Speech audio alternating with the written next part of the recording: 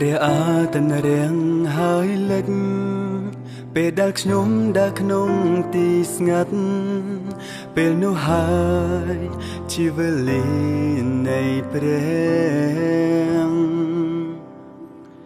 នៅពេលដែលខ្ញុំគ្មានកម្លាំងពេលដែលខ្ញុំមិនមានអ្វីសល់នោះខ្ញុំសារភាពថាយេហូវ៉ាយីរ៉េពេលព្រះអាទិត្យរាំងហើយលិចពេលដែលខ្ញុំដើរក្នុងទីស្ងាត់ពេលនោះហើយជាវេលានៃព្រះនៅពេលដែលខ្ញុំគ្មានកម្លាំងពេលដែលខ្ញុំមិនមានអ្វីសល់នោះខ្ញុំសារភាពថាយេហូវ៉ាយីរ៉េព្រះអង្គចឹងទ្រង់ធ្វើការព្រះអង្គចឹងទ្រង់ធ្វើការដល់អ្នកដែលថ្វាយគ្រប់ទាំងអស់ដល់ព្រះអង្គព្រះអង្គចឹងទ្រង់ធ្វើការព្រះអង្គចឹងទ្រង់ធ្វើការ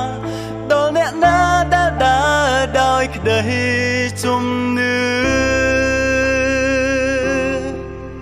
ទីដែលយើងក្រាបថ្វាយបង្គំគឺជាទីព្រះអង្គគង់នៅពោពេញដោយព្រះគុណនៃព្រះអង្គដូចជានំប៉័ងហើយនឹងត្រីគ្រប់អ្វីយើងថ្វាយដល់ទ្រង់គ្រប់គ្នាសារភាពថាយេហូវ៉ាយីរ៉េពេលដែលយើងក្រាបថ្វាយបង្គំគឺជាពេលព្រះអង្គគង់នៅពោពេញដោយព្រះគុណនៃព្រះអង្គដូចជានំប៉័ងហើយនឹងត្រីគ្រប់អ្វីយើងថ្វាយដល់ទ្រង់គ្រប់គ្នាសារភាពថាយេហូវ៉ា